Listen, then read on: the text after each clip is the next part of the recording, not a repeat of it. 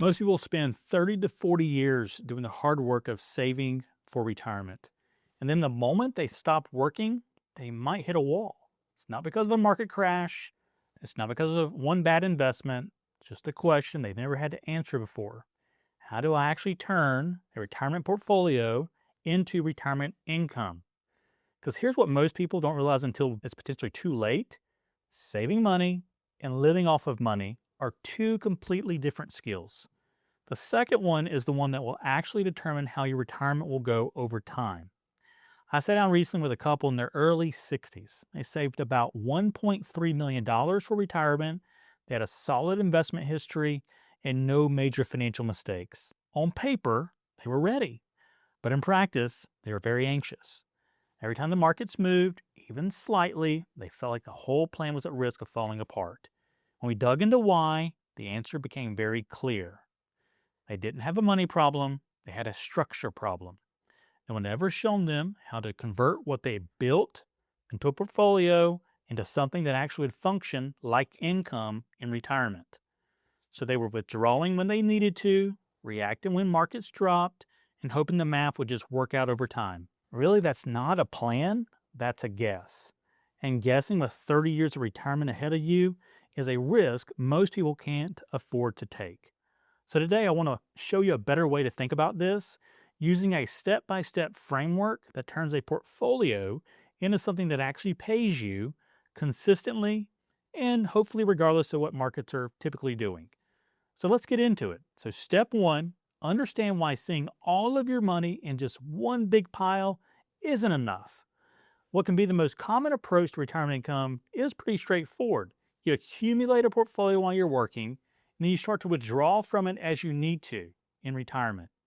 You can take some from here, some from there, maybe a little bit of everything whenever you need money. Now, on the surface, that could seem logical. The problem is that it treats all of your money as if it serves the same purpose at the same time. Some of it potentially could be needed for expenses next month, and others dollars in that portfolio may not be needed for 10 or 15 years. So when those two things live in the same account with no clear distinction between them, you end up making short-term decisions potentially with longer-term money or vice versa. And that's what creates the anxiety. When the markets drop and you need income, you could be forced to sell assets that haven't recovered yet and lock in some of those losses. And that could permanently reduce the base of your future growth is being built upon. This is what's called sequence of returns risk, and it's one of the significant threats to a retirement portfolio, particularly in the early years. But the solution isn't to avoid risk entirely, but it's to separate your money by its purpose. So step two, we start by beginning and creating a income bucket. So step two is to create your income bucket first, looking at this as a part of the structured income plan. This portion of the portfolio has one job. It's to pay you predictably and helping to protect you from being a forced seller during a down market. In practice, this often means using bonds with defined maturities over years to come, build out into a rolling bond ladder, or other more stable assets, things that can generate some income and or preserve capital over a specific time horizon. I recommend thinking about this as your personal paycheck in retirement. Once you retire, your portfolio really becomes your employer and your future paycheck. This income bucket is what replaces the direct deposit you've been used to receiving. When this is in place, something important happens. You stop needing to make withdrawal decisions based on what the market is doing. Your income is for the next several years is already being accounted for.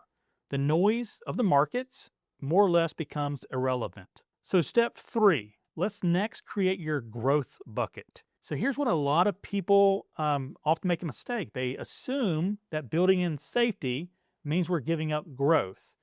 Well, actually, if you're protecting your income with the income bucket, then you can also be investing for the long term now.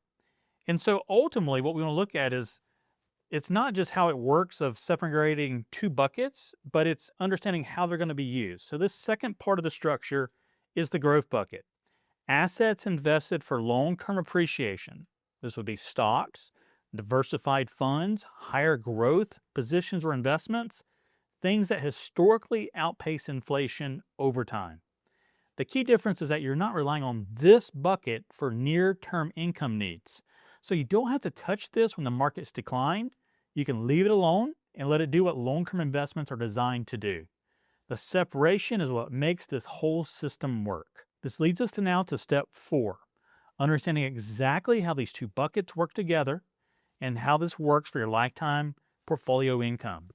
So these two buckets aren't static. They interact with each other in a very deliberate way. When markets are performing well, you replenish the income bucket from the growth bucket. You're capturing the gains, locking in predictable income for the next period. When markets go down or decline, you can leave the growth bucket alone and continue drawing from the income bucket as you had planned for your paycheck.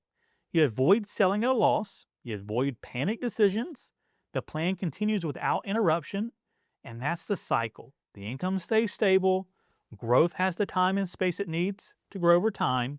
You're not making reactive decisions at the worst possible moments. So step 5, what most retirees tend to do instead. When there's no structure like this in place, here's what I've typically seen happen over time. Someone retires with a solid investment balance in their retirement accounts, and they start to withdraw as needed.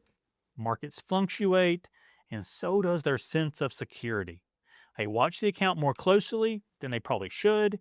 They make decisions based on how they feel in a given month.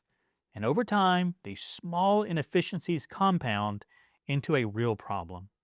I've seen 2 people retire with nearly identical portfolios, same amount saved, similar ages, similar investment history. One had a structured income plan. The other was withdrawing as needed and just adjusting as they went. 8 years later, the difference in how their experience in retirement was going was very striking, not just financially, but also very emotionally. One had stopped thinking about the markets as much, the other had not. The same starting point, but with very different outcomes because of the system, not the number. So step 6, understanding why this is only part of the picture, because ultimately it does come back to overall integrated planning.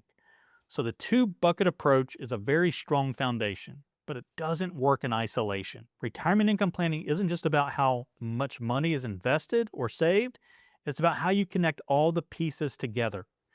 And when and where retirement withdrawals actually will be occurring and withdrawing from, these things matter very, very much, and so do thinking about matters such as taxes, because retirement withdrawals and taxes go hand in hand.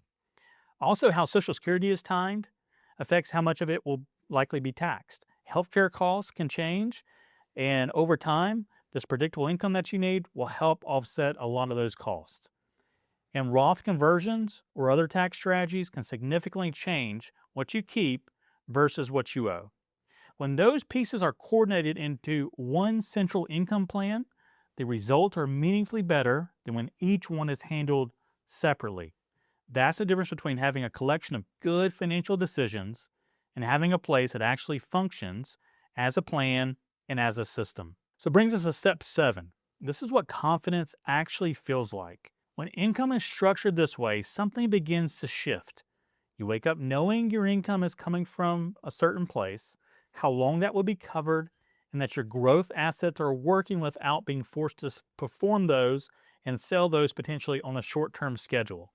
Market drops become less personal feeling. They're not threatening to your lifestyle because your lifestyle is already accounted for with the income bucket. So that's not a feeling people arrive at by accident. It's the result of having a plan that was built deliberately with each piece in the right place. This is exactly what we build for clients at Cornerstone Wealth Planning.